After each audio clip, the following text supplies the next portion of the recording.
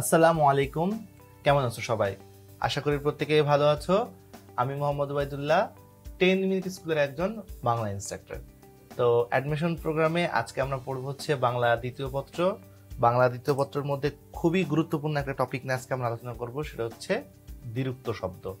দ্বিরুক্ত শব্দ কি এবং কত ধরনের দ্বিরুক্ত শব্দ হয়, সব কিছু বিষয় নিয়ে আজকে আমরা আলোচনা করব। তো চলো একে একে আমরা আলোচনায় চলে যাই। প্রথমেই প্রশ্ন হচ্ছে দ্বিরুক্ত শব্দ কি? দ্বিরুক্ত শব্দ কি সেটা তো আমরা পড়বই আসলে। তো তার আগে ছোট্ট করে একটু কথা বলে নিই। সেটা হচ্ছে দ্বিরুক্ত শব্দ সেটাই যেটা মূলত হচ্ছে দুইবার উচ্চারিত হয়। মানে কোন একটা উক্তি যখন দুবার উচ্চারিত হয় তখন সেটাকে বলা হয় দ্বিরুক্ত। এটা হচ্ছে একদম বেসিক, কিন্তু এটা তো একটা সংজ্ঞা রয়েছে। চলো সেই সংজ্ঞা একটু যাই। সংজ্ঞাটা কি বলছে? সংজ্ঞা এটাই বলছে যে দ্বিরুক্ত অর্থ হচ্ছে দুইবার উক্ত হয়েছে এমন, মানে দুইবার বলা হয়েছে। কোন একটা কথা দুইবার উক্ত হলে, মানে কথা বলা হলে সেটাকে বলা হচ্ছে দ্বিরুক্ত। দ্বি মানে হচ্ছে দুই, আর উক্ত হচ্ছে উক্ত, মানে কোন একটা কিছু বলা বা প্রকাশ করা। এখন এই প্রকাশটা যখন দুবার হয় তখন সেটা দ্বিরুক্ত হয়। বাংলা ভাষায় কোনো কোনো শব্দ, পদ বা অনুগার শব্দ একবার ব্যবহার করলে যে অর্থ প্রকাশ করে, সেগুলো দুইবার ব্যবহার করলে অন্য কোনো সম্প্রসারিত অর্থ প্রকাশ করে। এই ধরনের শব্দের পরপর দুইবার প্রয়োগই হলো দ্বিরুক্ত শব্দ, আর এইভাবে দ্বিরুক্ত শব্দ গঠিত হয়। তো আশা করি বুঝতে পেরেছ। এখন আরেকটু ভালো করে বুঝতে পারবে যখন আমরা উদাহরণগুলো দেখব। উদাহরণ কি বলছে? উদাহরণ বলছে যে আমার জ্বর জ্বর লাগছে। নর্মালি যখন আমি বলবো হচ্ছে জ্বর, তো জ্বর বললে কিন্তু কি হয়, হ্যাঁ আসলেই আমার জ্বর এসেছে, কিন্তু আমার জ্বর জ্বর লাগছে এইটা কিন্তু ঠিক ওই পুরোপুরি জ্বর বোঝাচ্ছে না, একটু সামান্য অর্থে বোঝাচ্ছে। তার মানে জ্বর একবার বললে যে অর্থ প্রকাশ করে জ্বর জ্বর, এটা বললে কিন্তু অর্থটা কি হয়, একটু পরিবর্তিত হয়। তো শুধুমাত্র সম্প্রসারিত পরিবর্তিত এই ব্যাপারগুলো মধ্যেই আমরা থাকবো না। মানে এটা অনেক সময় দ্বিরুক্ত শব্দ বা এটা কখনো পদের মধ্যে হচ্ছে, ধনাত্মক অনুকারের মধ্যে হচ্ছে, বাগধারার মধ্যে হচ্ছে, বা পৌনঃপুনিক অর্থে হচ্ছে, ভাবের গভীরতা বোঝাচ্ছে, ক্রিয়াবাচক শব্দ, যুগ্মরীতিতে, এরকম বিভিন্ন রকম হয়। তা আমরা সব রকম প্রকারেই যাব। তো চলো আমরা আস্তে আস্তে বিষয়গুলো আরো বোঝার চেষ্টা করি। তো আমরা প্রথমেই হচ্ছে এর প্রকারভেদ নিয়ে আলোচনা করব। দ্বিরুক্তর নানা রকম প্রকারভেদ হতে পারে। যেমন আমরা প্রথমে দেখছি শব্দের দ্বিরুক্তি। শব্দ মানে হচ্ছে নর্মালি আলাদা যখন ব্যবহার করি, যেমন হচ্ছে ফোটা ফোটা, বড় বড়, এগুলো হচ্ছে শব্দ, মানে আলাদা একদম, মানে শব্দের মধ্যে ব্যবহার করছি, কোনো বিভক্তি যুক্ত হচ্ছে না। বিভক্তি যুক্ত হলে তো সেটা পদ হয় আর কি। তো এই ধরনের জাস্ট কোনো বিভক্তি যুক্ত হবে না, শুধুমাত্র শব্দ যখন দুবার হয় তখন তাকে বলা হয় হচ্ছে শব্দের দ্বিরুক্তি। তো এই শব্দে যে দ্বিরুক্ত ব্যবহার করা হয় তাকেই বলা হয় হচ্ছে শব্দের দ্বিরুক্তি। আর পদের দ্বিরুক্তি হচ্ছে পদে যে দ্বিরুক্ত ব্যবহার করা হয়। পদে মানে হচ্ছে এখানে পদে অর্থাৎ বিভক্তি যুক্ত হবে। যেমন দেশে দেশে, দুধে ভাতে, এখানে কিন্তু যখন দুবার যখন আলোচনা হয়েছে, পাশাপাশি কিন্তু এটার সাথে একার মানে হচ্ছে বিভক্তিও যুক্ত হয়েছে। তো দুটো হওয়ার কারণে কি হয়েছে, এটা পদ হয়ে গিয়েছে। আমরা জানি যে বিভক্তি যুক্ত হলে, শব্দের সাথে যখন বিভক্তি যুক্ত হয় তখন কিন্তু সেটা পদ হয়। সেই অর্থে এই পদটা কি হয়ে গেল, পদটা যখন দুবার ব্যবহার হলো তখন সেটা পদে দ্বিরুক্তি হয়ে গেল। আর ধন্যাত্মক দ্বিরুক্তিগুলো হচ্ছে কোনো কিছু স্বাভাবিক বা কাল্পনিক অনুকৃতি বিশিষ্ট শব্দকে, শব্দের রূপকে মূলত ধন্যাত্মক শব্দ বলা হয়। এটার আলোচনা যদি এরকম করি, যেমন আমরা দেখতে পাই যে সনসন, রুমঝুম, এই যে সনসন শব্দটা, এটা তো বাস্তবে হয় না, এটা তো কাল্পনিক একটা। আর সনসন শব্দটা কোনোক্ষণই একদম সত্যিকার অর্থেই হয় না। বা কুকুর যে ঘেউ ঘেউ শব্দ করে, এটা কিন্তু একটা কাল্পনিক কথা, কারণ কুকুরটা এক্স্যাক্টলি ঘেউ ঘেউ করে না, একদম পুরো ঘেউ ঘেউ কখনোই কুকুর করে না, কিন্তু ওই ঘেউ ঘেউয়ের কাছাকাছি কিছু একটা করে, ওইটাকে হচ্ছে কল্পনা, এরকম কিছু একটা ভেবে নেয়। আর ওই ধরনের গুলোকেই মূলত বলা হয় হচ্ছে ধন্যাত্মক দ্বিরুক্তি। ধন্যাত্মক দ্বিরুক্তির ব্যাখ্যা শুধুমাত্র এইটুকু না, আমাদের সামনে আমরা আরো পাবো। তো যখন আমরা শব্দের, পদের বা ধন্যাত্মক দ্বিরুক্তির একদম ব্যাপক বিস্তারিত যাব, সেগুলো নিয়ে তখন আরো কথাবার্তা হবে। বিশেষ করে যখন উদাহরণ দিয়ে বোঝানো যাবে, তখন আমাদের উদাহরণ দিয়ে বুঝতে অনেক বেশি সহজ হবে। তো চলো আমরা সেই উদাহরণের মধ্যে যাই, যাতে করে এই ব্যাখ্যাগুলো আরো অনেক বেশি বিস্তারিত আকারে দেওয়া যায়। চলো আমরা পরের ধাপে যাই। পরের ধাপে প্রথমেই যে আলোচনা হচ্ছে সেই আলোচনা হচ্ছে শব্দের দ্বিরুক্তি। তো শব্দের দ্বিরুক্তির কিছু নিয়ম রয়েছে, যেমন আমি আগেই বলেছি শব্দ দ্বিরুক্তি সেটাই হবে যেটা হচ্ছে বিভক্তি থাকবে না। কারণ বিভক্তি যদি থাকে তাহলে কিন্তু সেটা শব্দ থাকলো না, সেটা পদ হয়ে গেল। তো যেহেতু এটা পদ না শব্দ, এই জন্য এখানে আর যাই হোক বিভক্তি ইউজ করা হবে না। যদি বিভক্তি ব্যবহার করা হয় তাহলে সে অবশ্যই সব পদের মধ্যে চলে যাবে। তাহলে আমরা শব্দের দ্বিরুক্তির মধ্যে মূলত হচ্ছে কি পাবো না, বিভক্তি পাবো না। তো এরকম শব্দের যে দ্বিরুক্তির কিছু নিয়ম রয়েছে, সেই নিয়মগুলো হচ্ছে, প্রথম যে নিয়ম যেটা বলা হচ্ছে, একই শব্দ দুইবার ব্যবহার করা হয় এবং শব্দ দুটি অবিকৃত থাকে। তাহলে শব্দ দুটো দুই ব্যবহার করা হয়েছে, যেমন ভালো ভালো, এবং আরো কি অবিকৃত মানে কি, যেটা পরিবর্তন হয় না। যেমন ভালো ভালো পরিবর্তন হয়নি, ফোটা ফোটা এখানে কোনো পরিবর্তন হয়নি, বড় বড় এখানে কোনো পরিবর্তন হয়নি। এইরকম পরিবর্তনগুলো পাওয়া যাচ্ছে না, এবং পরিবর্তন না হওয়াটাকেই বেসিক্যালি বলা হচ্ছে অবিকৃত। আর কি বলা হচ্ছে, একই শব্দের সঙ্গে সমার্থক শব্দ যোগ করে কিরকম হচ্ছে, ধন দৌলত।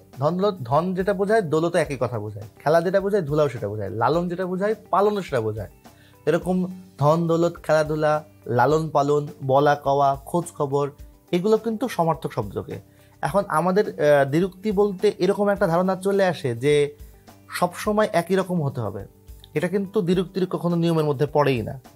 একই রকম হতে হবে এটা কিন্তু দ্বিরুক্তির নিয়মের মধ্যে একদমই পড়ে না, বিভিন্ন রকমের হতে পারে। একই রকম হলেই সে দ্বিরুক্তি হবে, মানে কোন একটা কথা দুইবার উচ্চারণ হলেই দ্বিরুক্তি হবে, এই সংজ্ঞাটা পুরোপুরি অ্যাপ্রোপ্রিয়েট না। তো এটার জন্য একটু মাথায় রাখতে হবে যে অনেক ধরনের কি আমরা তো কেবল দেখা শুরু করলাম, আমরা আরো যখন সামনে আরো বিভিন্ন স্লাইডে যাব তখন কিন্তু আমাদের এই আলোচনাটা আরো বিস্তারিত হবে। তো চলো আমরা পরেরটাতে দেখি। পরেরটা শব্দ দ্বিরুক্তির মধ্যে দেখতে পাচ্ছি যে দ্বিরুক্ত শব্দ জোড়ার দ্বিতীয়টি আংশিক পরিবর্তন করে। তার মানে দ্বিরুক্ত শব্দের যে জোড়াটা, ওই জোড়ার যে পরেরটা থাকবে, পরেরটার মধ্যে যে আংশিক পরিবর্তন হবে সেটা। আংশিক পরিবর্তন জিনিসটা কিরকম, যেমন আমি দেখছি যে মিট, তো মিটের যে পরবর্তীটা সেটা হচ্ছে মাঠ। এখন মিট মাঠ, তার মানে প্রথমে ছিল ইকার, তারপর হচ্ছে আকার, শুধুমাত্র দ্বিতীয়টার আংশিক পরিবর্তন হয়েছে। এরকম একইভাবে কিন্তু ফিট ফাট, বকা ঝকা, তোড় জোড়, গল্প স্বল্প, রকম সকম, এখানে আমরা দেখতে পাচ্ছি যে এখানে ত রয়েছে, এখানে বর্গ জ হয়ে গেছে, এখানে গ রয়েছে, এখানে স হয়ে গেছে, এখানে র, এখানে স। তো এরকম জাস্ট আংশিক পরিবর্তনের মাধ্যমে হচ্ছে এই পরিবর্তনটা হলো। তারপর খেয়াল করে দেখো, এখানে আবার আমরা সমার্থক এবং বিপরীত শব্দ দেখতে পাচ্ছি সব, যেমন লেনদেন, দেনা পাওনা, টাকা পয়সা, এগুলো হচ্ছে সমার্থক শব্দ। আবার যদি বিপরীত শব্দে যাই, বিপরীত শব্দ গেলে হচ্ছে ধনী গরিব, আসা যাওয়া, এগুলো সবই হচ্ছে বিপরীতের মধ্যে বোঝাচ্ছে, বিপরীত শব্দ যোগে বোঝাচ্ছে। এরপর চলে আমরা পরের ধাপে যাই, বলা হচ্ছে যুগ্ম রীতি। এখন যুগ্ম রীতিতে দ্বিরুক্ত শব্দ গঠন, এই জিনিসটা আসলে কি, যুগ্ম রীতি কি সেটা আগে একটু বোঝার চেষ্টা করি, তারপর হচ্ছে যুগ্ম রীতিতে কি কি হয় সেটা পরে বুঝবো। যুগ্ম রীতিটা হচ্ছে একই শব্দ ঈষৎ পরিবর্তন। আচ্ছা, ঈষৎ পরিবর্তন কথাটার মানেটা কি, ঈষৎ পরিবর্তন কথাটার মানে হচ্ছে হালকা বা অল্প পরিবর্তন করে। একই শব্দ যখন ঈষৎ পরিবর্তন করে দ্বিরুক্ত শব্দ গঠন রীতিকে বলা হয় হচ্ছে যুগ্ম রীতি। তার মানে এই যুগ্ম রীতিতে কখনো কি হবে না, ম্যাসিভ আকারে পরিবর্তন হবে না, পরিবর্তন যখন হবে তখন খুব ছোট হালকা। এই হালকা পরিবর্তনটাকেই, ঈষৎ পরিবর্তনটাকেই বলা হচ্ছে যুগ্ম রীতিতে দ্বিরুক্ত শব্দ গঠন। এখন এই যুগ্ম রীতিতে দ্বিরুক্ত শব্দ গঠনের কয়েকটি নিয়ম রয়েছে। যেমন আমরা একটা নিয়ম পাচ্ছি, সেটা হচ্ছে শব্দের আদিস্বরে পরিবর্তন করে। আদিস্বর, আচ্ছা আদিস্বর জিনিসটা কি, আদিস্বর হচ্ছে শুরুতে যে স্বরটা আছে। যেমন আমরা দেখতে পাচ্ছি যে চুপচাপ, তাহলে চুপচাপের মধ্যে চু, তার মানে এই যে প্রথমে চু রয়েছে এইটারই পরিবর্তন হবে পরেরটাতে, পরেরটা কিন্তু পরিবর্তন হবে না। কেন পরেরটা পরিবর্তন হবে না, পরেরটা পরিবর্তন হবে না এই কারণে প তো পরের স্বর, তো শুরুর যে স্বরটা রয়েছে সেই স্বরটার মধ্যেই হচ্ছে পরিবর্তন হবে। চুপ চাপ, তাহলে প্রথমে চু, পরে হচ্ছে চাপ, এরপর হচ্ছে মিট, এরপর হচ্ছে মাঠ। আমরা দেখতে পাচ্ছি এখানে মি রয়েছে, এখানে মা, তারপর জারি জুরি, এটা গেল হচ্ছে আদিস্বর। এবার হচ্ছে অন্তঃস্বর। অন্তঃস্বর মানেটা কি? অন্তঃস্বর মানেটা হচ্ছে শেষের যে স্বরটা, মানে দুইটা স্বর, মানে দুইটা তো উক্তি, দুইটার মধ্যে ওই যে প্রথম যেটা তার দ্বিতীয় যে পরিবর্তন, সেই পরিবর্তনের কথা এখানে বলা হচ্ছে। তো বলা হচ্ছে মারা মারি, মারা মারি। তাহলে এখানে প্রথমে হচ্ছে মা, ওটা তো পরিবর্তন হবে না, ঠিকই আছে, প্রথমটা পরিবর্তন হয়নি। দ্বিতীয়টা যে রা রয়েছে, ওই রাটা আকার, আর এখানে হচ্ছে ইকার হয়ে গিয়েছে। একইভাবে এখানে হাতা হাতি, তাহলে এখানে আকার ছিল ইকার হয়ে গেছে, এখানে আকার ছিল ইকার হয়ে গেছে, এরকম। তো এই যে শেষেরটা, মানে শেষেরটা যে পরিবর্তন হচ্ছে, সেই পরিবর্তনের কারণে কি বলা হচ্ছে? অন্তঃস্বরের পরিবর্তন এখানে বলা হচ্ছে। আশা করি বুঝতে পেরেছ। এরপর কি বলা হচ্ছে? এরপর যেটা আলোচনা হচ্ছে সেটা হলো যে দ্বিতীয়বার ব্যবহারের সময় ব্যঞ্জন ধ্বনির পরিবর্তন। তার মানে আগেরটাই দেখতে পাচ্ছিলাম যে সবগুলোর মধ্যে আদি স্বর, ও আচ্ছা একটা কথা বলতে আমি ভুলে গিয়েছি, আদি স্বর বলতে কিন্তু প্রথমে স্বরধ্বনির পরিবর্তন, আর অন্তঃস্বর মানে হচ্ছে শেষে স্বরধ্বনির পরিবর্তন। অবশ্যই কিন্তু ব্যঞ্জনের পরিবর্তনটা কিন্তু হবে না, এখানে কিন্তু স্বরধ্বনির কথা বলা হয়েছে। এই জিনিসটা আমার প্রথমে বলতে আমার একটু মনে ছিল না, এখন তোমাদের ঠিক করে দিচ্ছি। প্রথমে কিন্তু এটা স্বরধ্বনির কথা বলা হচ্ছে, আর এটা হচ্ছে অন্ত, মানে হচ্ছে শেষের স্বরধ্বনির কথা বলা হচ্ছে। এরপর খেয়াল করে দেখো যে এই যে দ্বিতীয়বারে ব্যবহারের সময় ব্যঞ্জন ধ্বনির পরিবর্তন, এই ব্যঞ্জন ধ্বনির পরিবর্তন যখন বলা হচ্ছে, এই ব্যঞ্জন ধ্বনির পরিবর্তনে কিন্তু স্বরধ্বনির পরিবর্তন হবে না, ব্যঞ্জন ধ্বনির শুধু পরিবর্তন হবে। আমরা দেখতে পাচ্ছি যে ছটফট, তাহলে এখানে ছটা তো ব্যঞ্জন, তো ছয়ের পরে কি রয়েছে? ফ, তো ফটা এখানে ছটা ফ হয়ে গিয়েছে, তো এখানে ব্যঞ্জনের পরিবর্তন হয়েছে, তো ছটফট। তারপর দেখো নিষ্পিস, নিষ্পিসের মধ্যে প্রথমে হচ্ছে এখানে ন, আর এখানে আছে প। এখন দেখো এখানে স্বরধ্বনি কিন্তু ঠিকই রয়েছে, মানে নয় রশ্মি নয় রস্মিকার, তাহলে এখানে স্বরধ্বনি কিন্তু আছে। আবার পয় রস্মিকার, এখানেও কিন্তু স্বরধ্বনি আছে, কিন্তু স্বরধ্বনির পরিবর্তনটা এখানে বলছে না। স্বরধ্বনির পরিবর্তনটা মূল বিষয় না, কারণ প্রথম দুইটা তো স্বরধ্বনির পরিবর্তন গিয়েছে, এইটা হচ্ছে ব্যঞ্জন ধ্বনির পরিবর্তন। তো এই ব্যঞ্জন ধ্বনির পরিবর্তনের মধ্যে প্রথমটা ন, পরেরটা আছে প, শুধু ব্যঞ্জন ধ্বনির পরিবর্তনটা হচ্ছে। আবার দেখো ভাত চাঁদ, ভাত চাঁদের মধ্যেও কিন্তু স্বরধ্বনি রয়েছে, কিন্তু এখানে স্বরধ্বনির পরিবর্তনটা মুখ্য বিষয় না, এখানে পরিবর্তনটা হচ্ছে ভ এবং ট, এই কারণ এটা হচ্ছে ব্যঞ্জন। আশা করি বুঝতে পেরেছ। এরপর সমার্থক বা একার্থ সহচর শব্দ যোগে। সমর্থক শব্দ তো আমরা এর আগেও সমার্থক শব্দ বেশ কয়েকবার পড়েছি, মানে সম অর্থ বোঝাবে, চাল চলন রীতিনীতি, তারপর হচ্ছে বন জঙ্গল ভয় ডর এগুলা। আচ্ছা, তো আরেকটা কথা এখানে অনেকে বলতে পারে যে সমার্থক আর একার্থ, সমার্থক আর একার্থ কিন্তু একই কথা, সেম কথা, কারণ সমার্থ মানে কি? সম অর্থ দিবে, আর একার্থ মানে কি? একই অর্থ দিবে। তো একই অর্থ আর সমার্থ সম অর্থ, এটা কিন্তু একই বোঝাচ্ছে। এটা আলাদা করে ওই যে সমার্থ বা একার্থ কথাটা যখন বলা হচ্ছে তখন আলাদা করে অন্য কিছু একটা বোঝায়, এরকম কোনো কিছু বোঝার কোনো প্রয়োজন নেই। আশা করি বিষয়টা বোঝা গিয়েছে। এবার হচ্ছে কি বলা হচ্ছে? ভিন্ন অর্থক, মানে ভিন্ন অর্থ প্রদান করবে আর কি। তো এখানে হচ্ছে ডাল ভাত, ডাল যেটা বোঝায় ভাত তো নিশ্চয়ই সেটা বোঝায় না। আবার তালা যেটা বোঝায় চাবি তো সেটা বোঝায় না। পদঘাট অলিগলি, তো এগুলো হচ্ছে ভিন্ন অর্থক, ডাল ভাত তালা চাবি পদঘাট অলিগলি। তারপর বিপরীতার্থক শব্দে, বিপরীতার্থক মানে বিপরীত, অপোজিট যেটা বোঝায় আর কি, ইংলিশে বলা হয় আর কি। তো এই বিপরীতার্থক শব্দগুলো হচ্ছে ছোট বড়, ছোট একটা। আবার আচ্ছা, এখানে অনেকে ভিন্ন অর্থক আর বিপরীত শব্দ মিলিয়ে ফেলে। ভিন্ন অর্থের মধ্যে খেয়াল করে দেখো, ভিন্নার্থক শব্দের মধ্যে কিন্তু ভিন্ন বোঝাচ্ছে, কিন্তু একেবারে অপোজিটটা বোঝাচ্ছে না, ডাল ভাত। আর এখানেও ছোট বড় এটাও ভিন্ন অর্থ, কিন্তু ভিন্ন অর্থের মধ্যে এটা বিপরীত অর্থ বোঝায়। ছোট একটা, তার অপোজিট হচ্ছে বড়। ডালের অপোজিট কি ভাত? না, ডালের অপোজিট তো আর ওইভাবে হয় না। তালার অপোজিট কি চাবি? না। পথের অপোজিট কি ঘাট? না। ওইটা হচ্ছে ভিন্ন অর্থ বোঝায় আর কি।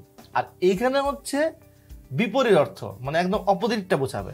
এই জন্য ছোট বড়, আসা যাওয়া, জন্ম মৃত্যু, আদান প্রদান, তো এইগুলো হচ্ছে বিপরীত অর্থ। অনেক সময় এই ভিন্ন আর বিপরীত অর্থের মধ্যে অনেকে প্যাচ লাগিয়ে ফেলে। আশা করি তোমরা এই প্যাচটা অবশ্যই লাগাবা না। আশা করি তোমরা বুঝতে পেরেছ। এই ছিল হচ্ছে যুগ্মরীতির বেশ কয়েকটা আলোচনা। তো যুগ্মরীতির আলোচনার পর আমরা যেটা আলোচনা করব সেটা হচ্ছে যে বিশিষ্ট অর্থে যে বাগধারা যে দ্বিরুক্তি শব্দগুলো সেগুলো। বিশিষ্ট অর্থ বাগধারা দ্বিরুক্তিগুলো হচ্ছে বাগধারার মাধ্যমে কিন্তু অনেক সময় কি আসে, দ্বিরুক্তি হয়ে থাকে। যেমন হচ্ছে যদি বলা হয় চোখে চোখে, আর চোখে চোখে এটার অর্থ কি? চোখে চোখে মানে হচ্ছে এটা সতর্কতা। তো এরা বাগধারার মধ্যে আমরা পড়েছি। তো এই যে বাগধারা দিয়েও কিন্তু অনেক সময় কি হয়, বাগধারা দিয়েও কিন্তু অনেক সময় দ্বিরুক্তি হয়ে থাকে। এই চোখে চোখে শব্দের অর্থ হচ্ছে চোখের উপর চোখটা, এই চোখে চোখে মানে হচ্ছে সতর্কতা বোঝাচ্ছে আর কি। তাহলে এই চোখে চোখেটা কি অর্থ? সতর্কতা অর্থে। আবার একটা কথা মনে রাখবা, এটা যখন পরীক্ষায় আসবে, পরীক্ষায় কিন্তু বিষয়টা এইভাবে আসবে, ধরো তোমার পরীক্ষা আসলে তো চোখে চোখে, চোখে চোখে তো এটা দ্বিরুক্তি তুমি বুঝতেই পারলা, কিন্তু তোমাকে আবার এটাও প্রশ্ন করতে পারে যে চোখে চোখে এটা বাগধারার কোন অর্থে দ্বিরুক্তি, বাগধারা কোন অর্থে। একটা তো প্রশ্ন করতে পারে এটা বাগধারার কি না, এটা প্রশ্ন করতে পারে এক, ওরা তো একটা আছেই। আর একটা হতে পারে যে হয়তো তোমাকে বলেই দিচ্ছে যে এটা বাগধারার, কিন্তু বাগধারার মধ্যে এটা কোন অর্থ বোঝাচ্ছে, তখন কিন্তু তোমাকে আবার বলতে হবে হচ্ছে সতর্কতা। তার মানে তুমি একটা সাইড পড়বা আর একটা সাইড পড়বা না, বিষয়টা কিন্তু সেরকম না। কারণ এই ব্র্যাকেটের যে পড়াগুলো, সেই পড়াগুলো কিন্তু তোমাকে কিন্তু অবশ্যই মনে রাখতে হবে। আচ্ছা, এবার বলা হচ্ছে ভাবের প্রগাঢ়তা। ভাবের প্রগাঢ়তা জিনিসটা কি? যেমন বলা হচ্ছে তুই ফুলগুলো তুই আন্দ্রে বাছা বাছা, ফুলগুলো তুই আন্দ্রে বাছা বাছা। এখন একটু খেয়াল করে দেখো, এই যে বেছে বেছে আনতে বলছে, আচ্ছা বেছে বেছে আনা মানে কি, কাজটাকে অনেক বেশি মানে ভাবের প্রগাঢ়তা, মানে ওই কাজটার প্রগাঢ়তা বোঝাচ্ছে, গুরুত্ব বোঝাচ্ছে। এখন ভাবের প্রগাঢ়তা কথাটা যখন বলা হচ্ছে, ভাব বলতে তুমি কি বুঝতেছো? ভাব মানে হচ্ছে কাজ, মনে রাখবা ভাব বলতে ক্রিয়া টাইপ বোঝায়, ক্রিয়া টাইপ। তাহলে ওই যে আনতে বলছে, কে আনতে বলছে? বেছে বেছে আনতে বলছে, মানে ওই কাজটার প্রতি যে একটা বিশেষ একটা যে ওই কাজের প্রতি একটা প্রগাঢ়তা, মানে হচ্ছে গুরুত্ব, সেই গুরুত্বটা মূলত এখানে বুঝিয়েছে। আচ্ছা, এবার হচ্ছে কালের বিস্তার। কালের বিস্তার কথাটার মানেটা হচ্ছে একটা কাজ যখন একটু একটু একটু করে হয়, মানে একটু পর পর পর পর হতে থাকে। যেমন বলা হচ্ছে থেকে থেকে, এই থেকে থেকে শিশুটি কাঁদছে, তার মানে কি? অনেক সময় দেখা যায় বাচ্চারা কিন্তু যখন কান্নাকাটি করে, দেখা যায় বাচ্চাদেরকে বারবার সান্ত্বনা দেওয়া হচ্ছে, কিন্তু বাচ্চাটা একটু কান্নাকাটি করে, আবার সান্ত্বনা দেওয়া হয়, আবার কান্নাকাটি করে, আবার সান্ত্বনা হয়, আবার থামে, আবার কান্নাকাটি করে, মানে একটু একটু একটু একটু করে করে কাঁদে। তো এই যে কাদাটা একটু পর পর, এটা কালের বিস্তার, মানে একটা কাল মানে সময়কে বিস্তার করে, মানে অনেক বড় লম্বা সময় নিয়ে একটু একটু করে যখন কাঁদে, তখন সেটাকে বলা হয় হচ্ছে কালের বিস্তার। তো এখন এইটা হচ্ছে উদাহরণটা হচ্ছে এরকম যে থেকে থেকে কাদা। তা এই থেকে থেকে বলতে কি বোঝাচ্ছে? এই থেকে তো হচ্ছে একটা বাগধারা। তো এই বাগধারাটার অর্থ মূলত কি বোঝালো? কালের বিস্তার বোঝালো। তো এটা কিন্তু তোমাকে মনে রাখতে হবে। আবার বলা হচ্ছে লোকটা হচ্ছে হাড়ে হাড়ে শয়তান। হাড়ে হাড়ে মানে কেন? হাড় বলতে তো নর্মালি আমরা বুঝি হাড়, আর এটাকে হাড় শয়তান না, বিষয়টা হচ্ছে হাড়ে হাড়ে শয়তান হচ্ছে এরকম পাক্কা শয়তান। তো হাড়ে হাড়ে গেলে কি বোঝালো? অনেক ও বেশি শয়তান। তো এটা হচ্ছে আধিক্য অর্থ বোঝাচ্ছে। তাহলে এখানে বাগধারার ক্ষেত্রে হচ্ছে হাড়ে হাড়ে, এটা কি? এটা হচ্ছে আধিক্যতা। এখন প্যাচটা লাগবে কোথায়? নর্মালি তোমাকে হাড়ে হাড়ে এটা কিন্তু হচ্ছে যখন আসবে, এটা হচ্ছে পদার্থক দ্বিরুক্তির সাথে আছে, পদার্থক দ্বিরুক্তি আমি আলোচনা করবো, সেটা ঠিকই আছে, কিন্তু কথা হচ্ছে এটা কিন্তু তুমি অন্য কোনো দ্বিরুক্তি লিখতে পারবে না, তোমাকে কিন্তু এটা মনে মুখস্থ করতেই হবে। এটাতে বাগধারার মধ্যে, এটাতে বাগধারায় আধিক্য এটা বোঝাচ্ছে, এটা কিন্তু তোমাকে মনে রাখতেই হবে। এটা যদি মনে রাখতে পারো তখন কিন্তু সেক্ষেত্রে তোমার ঝামেলা আর কি। আশা করি তুমি বুঝতে পেরেছো। এবার চলো পদের দ্বিরুক্তিটা নিয়ে একটু আলোচনা করি। পদের দ্বিরুক্তিটা শব্দ দ্বিরুক্তির মতোই, মানে একই রকম। পদের দ্বিরুক্তিটা শব্দ দ্বিরুক্তির মতোই একই রকম আলোচনা, কিন্তু একটু মাথায় রাখবা যে পদের দ্বিরুক্তি হচ্ছে বিভক্তিযুক্ত হবে, মানে যদি বিভক্তিযুক্ত হয় তাহলে সেটা পদ হয়। কারণ আমরা যখন পড়েছিলাম তখনও কিন্তু এই জিনিসটা পড়েছিলাম যে শব্দের সাথে যদি বিভক্তি যুক্ত হয় তখন সেটা কিন্তু পদ হয়ে যায়। তো এই ক্ষেত্রে বিভক্তিটা প্রয়োজন আর কি। তো চলো আমরা একটু দেখি সেগুলো কীরকম হয়। পদের দ্বিরুক্তির মধ্যে আলোচনা এরকম করছে, খেয়াল করে দেখো যে দুটি পদে, এক নম্বরটা কি বলছে? দুটি পদে একই বিভক্তি প্রয়োগ করা হলে, আবার শব্দ দুটিও কি থাকবে? শব্দ দুটি থাকবে এবং ও বিভক্তি অপরিবর্তিত থাকবে, মানে কোনো কিছুই পরিবর্তন হবে না। আমি এই কথাটা একটু গ্যাঞ্জাম লেগে যাচ্ছে, আমি বুঝিয়ে বলছি। এখানে বলা হলো যে ঘরে ঘরে লেখাপড়া হলো, এই কথাটা মানেটাকে একটু বুঝো। ঘরে ঘরে, ও বাক্যের মানে তো বোঝার দরকার নাই, মানে শব্দটা বুঝতে হবে আর কি।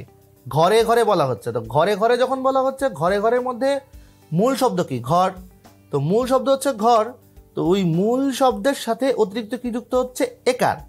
তো অতিরিক্ত যখন একার যুক্ত হচ্ছে, একারটাই তো হচ্ছে বিভক্তি, তাই তো এটা হচ্ছে পদ হয়ে গেল। এখন তুমি দেখো এখানে ঘর, এটা কিন্তু ঘর ঘরই, আবার পরেরটাও কিন্তু ঘর, তাহলে এখানে শব্দের মধ্যে মানে পদের মধ্যে কোনো কি হলো না, চেঞ্জ হলো না। আবার বিভক্তি যোগ করা হয়েছে, বিভক্তি কি হয়েছে? ঘর এ সপ্তমী, তাহলে বিভক্তি যখন যুক্ত করা হয়েছে বিভক্তিটাও কিন্তু হচ্ছে কি সেম করা হয়েছে। তার মানে শব্দও চেঞ্জ হয়নি, বিভক্তিও চেঞ্জ হয়নি, কোনোটাই পরিবর্তন হয়নি, দুটোই ঠিক আছে। এই জন্যই বলা হচ্ছে যে শব্দ দুটি ও বিভক্তি অপরিবর্তিত থাকে। সেই শর্তে ঘরে ঘরে লেখাপড়া হলো, আবার দেশে দেশে, এখানেও কিন্তু মূল কি? দেশ দেশ, তাহলে দেশে দেশে, এখানে কিন্তু কোনো পরিবর্তন হয়নি। আচ্ছা, দেশে দেশে ধন্য ধন্য করতে লাগলো। তো তারপর হচ্ছে মনে মনে, মনে মনে, এখানে মন এ, মন এ, মন হচ্ছে মূল আর হচ্ছে এ হচ্ছে বিভক্তি। এখানে মূলটাও পরিবর্তন হয়নি, আবার একইভাবে যে বিভক্তি সেটাও কিন্তু পরিবর্তন হয়নি। আশা করি এটা খুব ভালো করে বুঝতে পেরেছ। এবার প্রথমটা থেকে একটু পরিবর্তন হবে দ্বিতীয়টা, সেটা কীরকম দেখো। দ্বিতীয়টার পরিবর্তন হচ্ছে এরকম যে দ্বিতীয় পদের আংশিক ধ্বনির যে পরিবর্তন, আংশিক ধ্বনিগত পরিবর্তন ঘটে সেটা। এখানে একটা কথা বলা হয়েছে কিন্তু কি হবে না, পদবিভক্তি অবিকৃত থাকে। আচ্ছা, তার মানে পদবিভক্তি মানে পদের যে বিভক্তি সে অবিকৃত থাকবে। তাহলে আমরা 1 নাম্বারটার মধ্যেও সেখানে বিভক্তি অবিকৃত দেখেছি, আবার 2 নাম্বারটার মধ্যেও আমরা পদের বিভক্তি অবিকৃত। অবিকৃত মানে কি? যেটা পরিবর্তন হবে না। প্রথমটাও পরিবর্তন হয়নি, পরেরটাও পরিবর্তন হয়নি। তাহলে আমরা দেখি, কিন্তু আবার কি বলেছে? পদের আংশিক ধ্বনিগত কিছু পরিবর্তন ঘটবে। চলো দেখি। বলা হচ্ছে চোর হাতে নাতে ধরা পড়েছে, হাতে নাতে। তাহলে আমরা আগে মূল শব্দ বের করি, হাত এবং নাত। হাত আর নাত এটা হচ্ছে মূল শব্দ। হাত যেটা, নাত কি সেটা? নিশ্চয়ই না। আবার দেখো এখানে একার এবং একার, হাতে নাতে একার একার কিন্তু ঠিকই আছে, এটা কিন্তু ঠিক আছে, এরকম সমস্যা নেই। কিন্তু প্রবলেমটা হচ্ছে এই যে হাত এবং নাত এখানে হচ্ছে চেঞ্জ হয়ে গিয়েছে। আবার বলছে আমার সন্তান যেন থাকে দুধে ভাতে, আমার সন্তান দুধে ভাতে থাকে, তাহলে এখানে দুধ এবং ভাত এ তো মূল শব্দ। মূল শব্দের কিন্তু আমরা পরিবর্তন পেয়েছি, মূল শব্দের পরিবর্তন পেয়েছি, কিন্তু আমরা বিভক্তির কোনো পরিবর্তন পাইনি। তাহলে দুধে ভাতে, দুধ এ এ, আবার হচ্ছে ভাত এ, এটা এখানে একার মানে বিভক্তি যেটা, এটার কোনো পরিবর্তন হচ্ছে না, কিন্তু দুধ এবং ভাত মানে মূল শব্দ তাদের কি হচ্ছে? ধ্বনিগত আংশিক পরিবর্তন, মানে একদম মানে ম্যাসিভ পরিবর্তন না, আংশিক মানে হালকা আংশিক পরিবর্তনটা এখানে বলা হচ্ছে। তাহলে আমি যদি বলি এই 1 নাম্বারটার সাথে 2 নাম্বারটার পার্থক্য কোন জায়গায়? পার্থক্য, একটা পার্থক্য আছে, একটা মিল আছে। মিলটা হচ্ছে দুটোরই বিভক্তি কি হবে না, দুটোরই বিভক্তি পরিবর্তন হবে না। আর অমিলটা হচ্ছে এটার পদটা ঠিক থাকবে, এটার পদটা আংশিক ধ্বনিগত পরিবর্তন ঘটবে। এই হচ্ছে এটার হচ্ছে বেসিক পার্থক্য। আশা করি বুঝতে পেরেছ। চলো আমরা পরের ধাপে যাই। পরের ধাপে কি বলা হচ্ছে? পদের দ্বিরুক্তির বিভিন্ন প্রয়োগ দেখাচ্ছে। তা পদের দ্বিরুক্তির বিভিন্ন রকম প্রয়োগ রয়েছে, বিভিন্নভাবেই পদের দ্বিরুক্তি হতে পারে। যেমন কতে প্রথমে বলা হচ্ছে বিশেষ্য শব্দ যুগল, এগুলো হচ্ছে বেসিক্যালি বিশেষ্য আর কি। বিশেষ্য শব্দ যুগল এগুলো মূলত হচ্ছে শব্দের বিশেষণ রূপে ব্যবহার।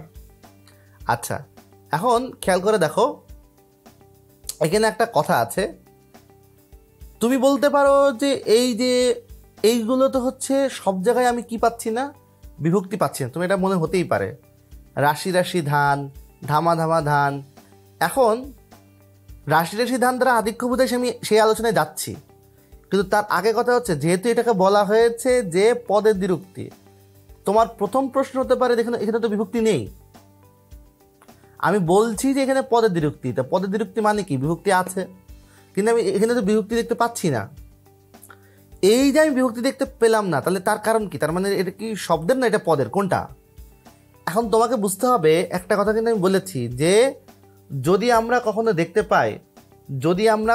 দেখতে পাই যে এটা বাক্যের মধ্যে ব্যবহৃত হচ্ছে, রাশি রাশি ধান, তো রাশি রাশি ধান এটা কি বাক্যের মধ্যে ব্যবহৃত হয় না? রাশি রাশি ধান যেহেতু বাক্যের মধ্যে ব্যবহৃত হয়, তার মানেটা কি? তার মানে হচ্ছে যে এই রাশি রাশি এটা কিন্তু বিভক্তিযুক্ত। কি বিভক্তিযুক্ত? শূন্য বিভক্তি। শূন্য বিভক্তি তো একটা বিভক্তি, তো শূন্য বিভক্তিও যেহেতু বিভক্তি, এই জন্য এটা বেসিক্যালি কি হবে, এটা হচ্ছে আধিক্যতা বোঝাবে। তো এই রাশি রাশি ধান, ধামা ধামা ধান, এগুলো হচ্ছে বেসিক্যালি কি বোঝাচ্ছে? আধিক্যতা বোঝাচ্ছে, এবং একইভাবে কিন্তু পদ বিরক্তি হচ্ছে। আধিক্যতা মানে কি? বেশি বোঝাচ্ছে আর কি, বেশি মানে অনেক বেশি। রাশি রাশি ধান এগুলো বেশি বোঝালো সামান্য অর্থে। এটা মানে আমরা একদম প্রথমেই দেখেছি, একটা হচ্ছে যে আমি আমি আজ জ্বর জ্বর বোধ করছি। তো জ্বর একবার বললে তো হচ্ছে এটা কি হয়? জ্বর যদি একবার বলা হয়, একবার বললে এটা হচ্ছে একদম পুরোপুরি জ্বর বোঝাচ্ছে। আর যদি দুইবার বলা হয় সেই ক্ষেত্রে জ্বর জ্বর, তার মানে হচ্ছে আমি জ্বর জ্বর বোধ করছি। এই ক্ষেত্রে কি হলো? সামান্য অর্থে বোঝালো। আবার দেখো, দেখছো তার কবি কবি ভাব। কবি বললে পুরোহিত কবি, আর যদি কবি কবি বলা হয় তাহলে সেক্ষেত্রে কিন্তু পুরো কবি না, মানে হালকা হালকা কবি কবি ভাব এরকম। তারপর দেখো কি বলছে, পরস্পরতা বা ধারাবাহিকতা। পরস্পরতা মানে হচ্ছে ধারাবাহিকতা বোঝাচ্ছে। তুমি দিন দিন রোগা হয়ে যাচ্ছ, তো দিন দিন যে রোগা হয়ে যাচ্ছ, তো রোগা হওয়াটা কি? আস্তে আস্তে আস্তে আস্তে একটু, আজকে একটু, কালকে একটু, কালকে একটু, তারপর দিন, এরকম। মানে একটার পর একটা, একটার পর একটা, দিনের পর দিন, দিনের পর দিন, তার মানে ধারাবাহিকতাতে বোঝাচ্ছে, দিনের ধারাবাহিকতা এখানে। আর তারপরে হচ্ছে যে এখানে কি, তুমি বাড়ি বাড়ি হেঁটে চাঁদা তুলছো বা তুলেছো, বাড়ি বাড়ি হেঁটে। তাহলে এখানে ধারাবাহিকতা কিসের? বাড়ির ধারাবাহিকতা। একটার পর একটা বাড়ি কি করেছে? সে হেঁটে হেঁটে চাঁদা তুলেছে। এই এরপর হচ্ছে কি বলছে? ক্রিয়া বিশেষণ। এখন ক্রিয়া বিশেষণ কি? ক্রিয়া বিশেষণ আমি অনেক সময় বলে থাকি যে সহজ করে যদি কেউ বুঝতে চাও তাহলে আমি বলবো যে ক্রিয়া বিশেষণ মানে হচ্ছে অ্যাডজেক্টিভ, দুঃখিত, অ্যাডভার্ব। ক্রিয়া বিশেষণ মানে হচ্ছে অ্যাডভার্ব। তা খেয়াল করে দেখো, ধীরে ধীরে যায়, এই যাওয়াটাকে কি করছে? মডিফাই করছে। যাওয়াটাকে যখন মডিফাই করছে তখন সেটা কি হয়ে যাচ্ছে? সেটা হচ্ছে মূলত যাওয়াটাকে মডিফাই করলে সেটা মানে ক্রিয়া, যায়, এটা তো ক্রিয়া, ক্রিয়াকে মডিফাই করছে। তো ক্রিয়াকে মডিফাই করার জন্য বেসিক্যালি এটা কি হচ্ছে? এটা ক্রিয়া বিশেষণ হয়ে যাচ্ছে। ফিরে ফিরে চায়, একই কথা, চায়, এটা তো ক্রিয়া। অনুরূপ বোঝাতে মানে একই রকম আর কি, সাথী সঙ্গী, সাথী যা সঙ্গীয়তা আর কি, সঙ্গী সাথী। তারপর আগ্রহ বোঝাতে, ও দাদা দাদা বলে কাঁদছে, মানে এখানে কান্নার যে একটা আবেদন, ওই আগ্রহ, সেইটা বেসিক্যালি এখানে প্রকাশ পেয়েছে। তো আশা করি বুঝতে পেরেছ। এরপর আমরা পরের আলোচনায় চলে যাই। বলা হচ্ছে যে বিশেষণ শব্দ যুগলের বিশেষণ রূপে ব্যবহার। তার মানে এতক্ষণ ধরে যেগুলো পড়ছিলাম সেগুলোর মধ্যেও আধিক্যতা, তীব্রতা, সামান্যতা ছিল, কিন্তু এগুলো হচ্ছে বিশেষণ, মানে অ্যাডজেক্টিভ বিশেষণগুলো। এখন তো দেখো, আধিক্যতা বোঝাতে কি বোঝাচ্ছে? ভালো ভালো। আগেও কিন্তু রাশি রাশি ধান, ধামা ধামা ধান, ওগুলো কিন্তু আধিক্য বুঝিয়েছে, বাট ওটা কিন্তু বিশেষণ না। আর এইখানে ভালো ভালো, ভালো তো এটা হচ্ছে বিশেষণ, আবার ছোট ছোট এটা হচ্ছে বিশেষণ। তাহলে এই যে বিশেষণগুলো দিয়ে যখন বেশি বেশি বোঝায় তখন সেটাকে কি বোঝাচ্ছে? আধিক্যতা বোঝাচ্ছে। গরম গরম জিলাপি, এটা হচ্ছে গরমের তীব্রতা। নরম নরম হাত, এই নরম নরম হাত, এটা হচ্ছে ওই তীব্রতা বা একদম এক্স্যাক্টলি সঠিক, মানে যেরকম বোঝায় আর কি, ওই রকম বোঝাতে কিন্তু মাঝে মাঝে কি করা হয়? এই ধরনের বিশেষণের ব্যবহার কিন্তু করে থাকে। সামান্যতা বোঝাতে হচ্ছে উড়ু উড়ু ভাব, কালো কালো চেহারা। চেহারা যদি পুরোই কালো হতো তাহলে তো কালো চেহারা বলতো। কালো কালো চেহারা মানে পুরো কালো না, মানে হালকা হালকা কালো আছে আর কি, এরকম কিছু একটা বুঝিয়েছে। এরপর দেখো সর্বনাম। সর্বনাম পদের অতিরিক্তি হয়। যেমন এই সর্বনাম খেয়াল করে দেখো, এখানে বহুবচন বা আধিক্যতা বোঝাচ্ছে। যেমন খেয়াল করে দেখো যে কে কে এলো, তাহলে এই যে কে কে, কে কে বলতে কিন্তু আমি যদি কে এলো তাহলে এটা হচ্ছে একজনই বোঝালো। কিন্তু যখন বলা হচ্ছে কে কে এলো তখন কিন্তু হচ্ছে এটা বহুবচন, মানে আধিক্যতা বোঝাচ্ছে। একজন তো আর না, বেশ কয়েকজন এসে, তাই জন্য তো বলছে কে কে এলো। তারপরে যদি কেউ কেউ বলে, কেউ কেউ বলে যখন বলছে, একটু খেয়াল করে দেখো, কেউ কেউ যখন বললো, কেউ কেউ বললে কি একজন বোঝায়? না, অনেকেই তো বলছে, তো অনেকেই বলার কারণেই তো বলছে কেউ কেউ। আশা করি বুঝতে পেরেছো। এরপর দেখো কি বলছে, পরের ধাপে আমরা যাই। পরের ধাপে হচ্ছে ক্রিয়াবাচক শব্দের দ্বিরুক্তি প্রয়োগ। ক্রিয়াবাচক, এটা কখনো কখনো বিশেষণ রূপে হয়, কখনো কখনো স্বল্পকাল স্থায়ী বোঝাতে হয়, কখনো কখনো ক্রিয়া বিশেষণ হয়, কখনো কখনো পৌনঃপুনিকতা বোঝায়। বিশেষণ রূপে হচ্ছে এদিকে রুগীর তো যায় যায় অবস্থা, তাহলে এই যাই যায় এগুলো কিন্তু ক্রিয়া, যায় ক্রিয়া। এখন তাহলে কি হচ্ছে, এই ক্রিয়া দ্বারা বিশেষণ, তাহলে অবস্থাবাচক বিশেষণ, অবস্থার দিক থেকে কিন্তু তার এখন খুব একটা ভালো না। তো এই যাই তো একটা বিশেষণ, তো বিশেষণ বোঝাচ্ছে কি দিয়ে, ক্রিয়া দিয়ে বিশেষণ বোঝাচ্ছে। আবার একেবারে আবার দ্বিরুক্তিও হচ্ছে। তাহলে খেয়াল করে দেখো, একে তো ক্রিয়া দিয়ে বিশেষণ বোঝাচ্ছে, তারপর হচ্ছে সেটা আবার কি হচ্ছে, দ্বিরুক্তি হচ্ছে। তো এই বিষয়গুলো একটু খুব ভালো করে মাথায় রাখবা। তারপর কি বলা হচ্ছে, তোমার নেই ভাব গেল না, নেই না থাকা। তো এই না থাকাটা তো ক্রিয়া, স্বল্পকাল স্থায়ী বোঝাতে। দেখতে দেখতে আকাশ কালো হয়ে গেল, তো এই আকাশ কালো হলো দেখতে হলো, তো দেখতে কালো হচ্ছে। এই দেখতে এই ব্যাপারটা কি, এটা হচ্ছে ক্রিয়া দিয়ে স্বল্পকালীন স্থায়ী বোঝাচ্ছে। মানে এই এখন দেখলাম ফর্সা, এখন হঠাৎ করে কালো হয়ে গেল দেখতে। ক্রিয়া বিশেষণ কি বলেছি, আমি তো আগেই বলেছি, ক্রিয়া বিশেষণ হচ্ছে অ্যাডভার্ব। যাদের অ্যাডভার্ব বলে সেটাকে হচ্ছে ক্রিয়া বিশেষণ বলা হয়। দেখে যাও, দেখে যেও, এই যে যেও যাওয়াটারকে মডিফাই করছে দেখে। কিভাবে যাচ্ছ, দেখে যাচ্ছ। আবার হচ্ছে ঘুমিয়ে শুনলে, কিভাবে শুনলে, ঘুমিয়ে। তাহলে ওই শোনাটাকে মডিফাই করলো কি, ক্রিয়া, মানে ঘুমিয়ে একটা হচ্ছে বিশেষণ, এটা একটা। আবার ঘুমিয়ে এটা আবার ক্রিয়াও বোঝায়, আবার একইভাবে দ্বিরুক্তিও বোঝায়। তার মানে মনে একটা বিশেষণ হচ্ছে, সেটা হচ্ছে ক্রিয়া বিশেষণ, মানে ক্রিয়াকে মডিফাই করছে, আবার সেটা ক্রিয়াবাচক শব্দ দিয়েই মডিফাই করা হচ্ছে, আবার একই ওটা দ্বিরুক্তিও হচ্ছে, কারণ দুবার বলা হচ্ছে। তো অনেকগুলো বিষয় এখানে কাজ করছে। আচ্ছা, পৌনঃপুনিকতা কি বোঝায়? পৌনঃপুনিকতা যেমন ডেকে হয়রান, কোনো একটা কাজ যদি বারবার হয় ডেকে, মানে এখন ডাকলো তারপরে ডাকলো, এটা খানিকটা ধারাবাহিকতার মতো। তো এই দেখা যাচ্ছে যে পৌনঃপুনিক তো তোমরা অনেক সময় অঙ্কের মধ্যে ব্যবহার করে থাকো। তো অঙ্কের মধ্যে যখন তোমরা পৌনঃপুনিক যখন ব্যবহার করো, তখন কিন্তু দেখা যায় যে 6-7 এরকম বারবার হচ্ছে। তো এটাকে তুমি কি করো, 6-এর উপর একটা ফোঁটা দিয়ে দাও, আবার 7-এর উপর একটা ফোঁটা দিয়ে দাও। তার মানে কি, এটা বারবার চলতেই থাকবে, শেষ হবে না। তো ডেকেই যাচ্ছে, হয়রান হয়ে যাচ্ছে, তারপর ডেকেই যাচ্ছে। তো ওই রকম কোন একটা কাজের ওইরকম বারবার হতেই আছে, এরকম যদি কোনো একটা কিছু বোঝায়, সেক্ষেত্রে পৌনঃপুনিকতা বোঝায় আর কি। তো আশা করি পৌনঃপুনিকতা ব্যাপারটা বুঝতে পেরেছ। এখন এইগুলো মনে রাখার কেন দরকার, অনেক সময় পরীক্ষায় আসে যে ডেকে হয়রান এটা কি ধরনের দ্বিরুক্তি বোঝাচ্ছে, তখন উত্তরটা দিতে হচ্ছে পৌনঃপুনিকতা। এই জন্যই বেসিক্যালি মনে রাখতে হয়। আমরা এবারে আলোচনা করব হচ্ছে অব্যয়ের মধ্যেও কিন্তু খেয়াল করে দেখো, ওই ভাবের গভীরতা, পৌনঃপুনিকতা এগুলো রয়েছে। তো দেখো আমরা একটু একটা করে আলোচনা করি। এখানে বলা হচ্ছে যে 1 নম্বরে ভাবের গভীরতার মধ্যে খেয়াল করে দেখো যে তার দুঃখ দেখে সবাই হাই করতে লাগলো। তার মানে এখানে কষ্টটা বেসিক্যালি বুঝিয়েছে আর কি। ভাবের গভীরতা বলতে যে কষ্ট, তারপর হচ্ছে বিরক্তিও এখানে আছে, যেমন ছি তুমি কি করছো, এগুলা। তারপর হচ্ছে পৌনঃপুনিকতা বলেছি তো, একটা কাজ যখন বারবার হতে থাকবে, বারবার সে কামান গর্জে উঠলো, তাহলে এখানে পৌনঃপুনিকতা বোঝাচ্ছে। আবার খেয়াল করে দেখো অনুভূতি বা ভাব বোঝাতে বলতে কোনো একটা অনুভূতি, যেমন গা ছমছম করছে, ফোঁটা টনটন করছে, তো ছমছম টনটনের তো অনুভূতিই বোঝায়। তারপর হচ্ছে বিশেষণ বোঝাতে, পিল দুষে বাতি জলে মিটিরি, তাহলে বাতিটা জলে কিরকম করে, মিটিরি। তো এই মিটির এই সবগুলোই কিন্তু হচ্ছে অব্যয়, মনে রাখতে হবে। ছি হায় সবগুলো কিন্তু অব্যয়, বারবার, ছমছম টনটন, মিটির এগুলো সব কিন্তু অব্যয়। ধ্বনি ব্যঞ্জনা হচ্ছে বেসিক্যালি অনুকার অব্যয়, বেসিক্যালি যেগুলো হচ্ছে অনুকার, তাহলে ঝির, টাপুর টুপুর, এগুলো কিন্তু হচ্ছে অনুকার অব্যয়ের মধ্যে পড়ে। তো ওই অনুকার অব্যয়গুলোই হচ্ছে বেসিক্যালি হচ্ছে ধ্বনি ব্যঞ্জনের সামনে একটা কথা আসবে, মানে কাল্পনিক কিছু ব্যাপার সেখানে রয়েছে, মানে কাল্পনিক কল্পনায় অনুভূতি যেগুলো থাকে সেগুলো বেসিক্যালি ধ্বনি ব্যঞ্জন বলা হয়।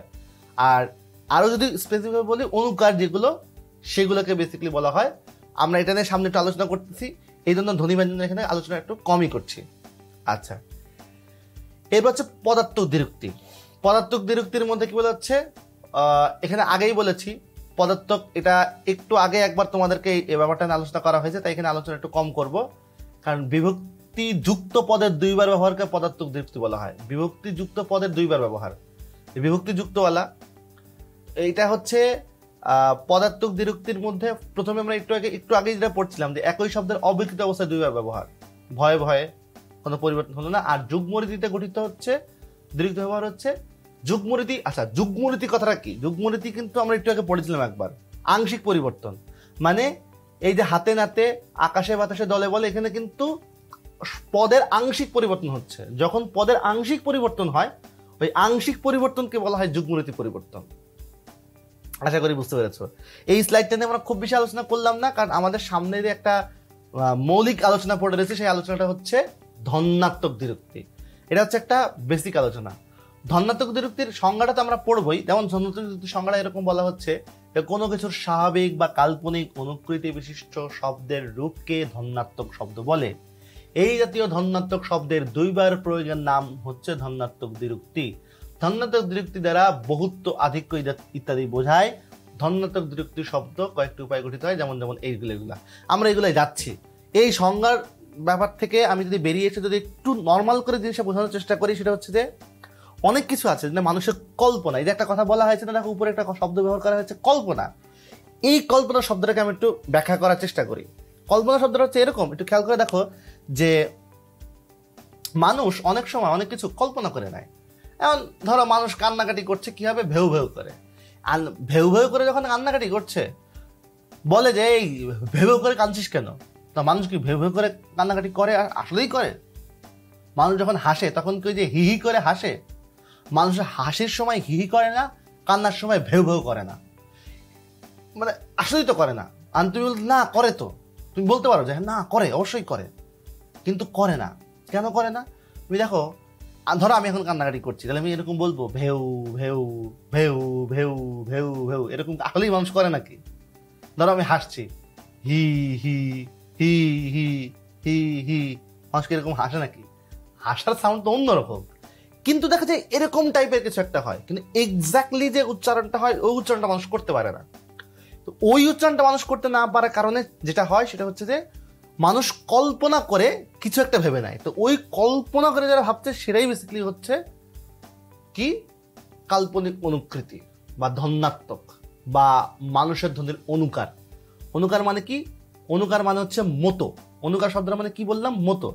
মানুষের ধ্বনির অনুকার মানে কি? মানুষের ধ্বনির মতো বলেছে, মানুষের ধ্বনি বলেনি কিন্তু, মানে মানুষের ধ্বনিটাই এরকম না, মানুষের ধ্বনির মতো। আচ্ছা, তাহলে এই ভেউ ভেউ, ট্যাটা হি হি, পরীক্ষা কিন্তু আসবে ভেউ ভেউ, এটা কিসের মানুষের ধ্বনির অনুকার? তো মানুষের ধ্বনির অনুকার এটা কিসের? ভেউ ভেউ কোনটা? এটা কান্নার ধ্বনির অনুকার, উচ্চ স্বরে কান্নার ধ্বনির অনুকার। এটা কিন্তু মনে রাখতে হবে, এটা উচ্চ স্বরে কান্নার ধ্বনির অনুকার। জীবজন্তু ধ্বনির অনুকার কথা বলা হয়েছে, যেমন ঘেউ ঘেউ কুকুরের ধ্বনি, মিউ বিড়ালের ডাক। ঘেউ ঘেউ তার করে না, কুহু কুহু ওই রকম। আর কাক কিন্তু কাকা ডাকে না, কাকের ডাকা কিন্তু আলাদা আছে, একদম এক্স্যাক্টলি কাকা করে না, কি যেন কেমন যেন একটা উচ্চারণ করে, ওটা আমি নিজেও পারি না। যাই হোক, তো ওই কাকের সাউন্ডটা কিন্তু এক্স্যাক্টলি কা কা কা কা কা কা এরকম করে না, কিন্তু কেমন জানি করে আর কি একটা। বস্তু ধ্বনির অনুকার, এগুলো একটু ভালো করে মনে রাখবা, এখান থেকে বারবার পরীক্ষায় আসে আর কি। এবং এই ধন্যাত্মক দ্বিরুক্তিটা হচ্ছে দ্বিরুক্তির মধ্যে সবচেয়ে ইম্পর্টেন্ট। দ্বিরুক্তির মধ্যে যদি সবচেয়ে বেশি ইম্পর্টেন্ট জায়গা কোনটা বলা হয়, মানে পরীক্ষায় আসে কোথা থেকে, ধন্যাত্মক দ্বিরুক্তিটা হচ্ছে সবচাইতে বেশি। তাহলে এখন এই ঘচাঘচ, ঘচাঘচ ধান কাটার শব্দ, মর্মা হচ্ছে গাছ ভেঙে পড়ার শব্দ, ঝমঝম হচ্ছে বৃষ্টি পড়ার শব্দ, হু হু হচ্ছে বাতাসের প্রভাবের শব্দ, এগুলা। অনুভূতি কাল্পনিক ধ্বনির অনুকার, অনুভূতিজাত, এটা হচ্ছে পুরোপুরি একদম অনুভূতির কল্পনা। অনুভূতির কল্পনা কিরকম? যেমন ঝিকিমিকি, ঝিকিমিকি কি দেখা যায়? শুধু অনুভূতি, মানে উজ্জ্বলটা দেখা যায়, কাল্পনিক একটা অনুভূতি হয়। ঠাঠা, ঠাঠা যখন রোদ পড়ে তখন তোমাকে যদি বলা হয় ভাই ঠাঠা একটু দেখাও তো, কি জিনিস ঠাঠা কি? ঠাঠা তো দেখানো যায় না। শরীরের মধ্যে যখন কুটকুট করে কামড়ায়, ওই কুটকুট তো দেখানো যায় না, তাই না? তো ওই কুটকুট, এই ব্যাপারগুলো কিন্তু কখনোই দেখানো যাচ্ছে না, এটা হচ্ছে অনুভূতির কল্পনা। তো অনুভূতির কল্পনাগুলোকেই বেসিক্যালি এইভাবে প্রকাশ করা হয়ে থাকে। তো এই জন্য এগুলো খুব ভালো করে তোমরা পড়বা, তাহলে দেখা যাবে যে যখন আসবে, পরীক্ষায় যখন আসবে ঠাঠা, এটা অনুভূতির কল্পনাদের কোনটা, তখন তুমি উত্তর দেবে হচ্ছে রোদের তীব্রতা। বেসিক্যালি বুঝিয়েছে এখানে, কোন অর্থ বুঝিয়েছে? রোদের তীব্রতা অর্থে বুঝিয়েছে। এই কোন অর্থে বুঝিয়েছে, এটা যখন পরীক্ষা যখন আসে তখন হচ্ছে আমাদের মাথা ব্যথা শুরু হয়ে যায়। এই জন্য যখন পড়বো তখন একবারে সব সুন্দর করে ঝালিয়ে পড়বো।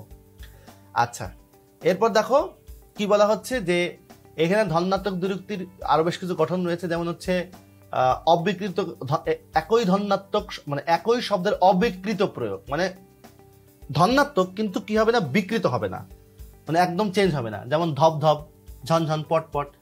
আবার পরেরটা কি বলছে, প্রথম শব্দের আ যোগ করে, যেমন গপ, তারপর গপা গপ, তারপর হচ্ছে টপাটপ, এখানে একটু ভুল আছে, এখানে টপ হয়ে গিয়েছে, বেসিক্যালি এটা টপাটপ হবে। আশা করি ভুলটা তোমরা ঠিক করে নিবে। তারপর হচ্ছে পটাপট, পটাপট। তারপর হচ্ছে দ্বিতীয় শব্দটির সঙ্গে ই যোগ করে ধরাধরি, ঝমাঝমি। তারপর হচ্ছে যেমন ধরা ধরি ই, তারপর হচ্ছে ঝমাঝমি ই। যুগ্মরীতিতে, যুগ্মরীতি কি বলেছি, একটু পরিবর্তন হবে, যেমন কিচির মিচির, সামান্য পরিবর্তন। পাখি বা বানরের শব্দ, টাপুর টুপুর বৃষ্টি পতনের শব্দ। তারপর হচ্ছে হাপুস হুপুস, এখানেও হচ্ছে যুগ্মরীতিতে পরিবর্তন, এটা হচ্ছে গোগ্রাসে কিছু খাওয়ার শব্দ। আনি প্রত্যয়, আনি প্রত্যয় যোগেও কি হয়, বিশেষ দ্বিরুক্তি হয়ে থাকে, যেমন হচ্ছে পাখির ছটফটানি আনি, তোমার বকবকানি আনি, এরকম আনি প্রত্যয় কিন্তু হয়ে থাকে। তারপর খেয়াল করো ধন্যাত্মক দ্বিরুক্তি শব্দের আরো কিছু ব্যবহার রয়েছে, যেমন বিভিন্ন পদের রূপে। যেমন বিভিন্ন পদ বলতে বিশেষ্য, বিশেষণ, ক্রিয়া বা ক্রিয়া বিশেষণ। বিশেষ্য হচ্ছে বৃষ্টির ঝমঝমানি আমাদের অস্থির করে তোলে। যদিও এই বাক্যটা কেমন কেমন লাগছে, কিন্তু বইয়ে এরকমই সব বাক্য দেওয়া আছে, এগুলো তোমাদের একটু প্র্যাকটিস করতেই হবে। তো তারপর বিশেষণে কি বলছে, নামিল নভে বাদল ছলছল বেদনায়। ক্রিয়াতে বলা হচ্ছে কলকলিয়ে উঠলো সেথায় নারীর প্রতিবাদ, কলকলিয়ে। ক্রিয়া বিশেষণ হচ্ছে চিকচিক করে বলেই কোথা নাহি কাদা, রবীন্দ্রনাথের সেই যে ছোট্টবেলাকার কবিতা। তো যাই হোক, তো এই যে উদাহরণগুলো তোমরা যদি একটু খেয়াল রাখো, তাহলে পরে তোমাদের কাছে এই দ্বিরুক্তির যে ব্যবহারগুলো প্রত্যেকটা জিনিস মুখস্থ করবা, এবং প্রত্যেকটা কোনটা কোন অর্থে বোঝাচ্ছে, কোনটা কেন বোঝালো, কি বোঝালো, কোনটা ধন্যাত্মক হচ্ছে, কোনটা অনুকার হচ্ছে, কোনটা পদার্থক হচ্ছে, কোনটা শব্দ হচ্ছে, আশা করি তোমরা খুব সহজে জিনিসটা ধরতে পারবা। তো ঠিক আছে বন্ধুরা, এতক্ষণ তোমার সাথে যারা ছিলে, এতক্ষণ ধরে মনোযোগ দিয়ে ধৈর্য ধরে যারা ক্লাসটা করেছো, আশা করি প্রত্যেকে অনেক বেনিফিটেড হয়েছো। আজকের মতো তোমাদের কাছ থেকে বিদায় নিচ্ছি। অবশ্যই তোমাদের সাথে আরো অন্য একটা এক্সক্লুসিভ ক্লাস নিয়ে আবার ফিরে আসবো। আজকের মতো এখানেই বিদায় নিচ্ছি। যারা ক্লাসে ছিলে প্রত্যেককেই জানাচ্ছি ধন্যবাদ।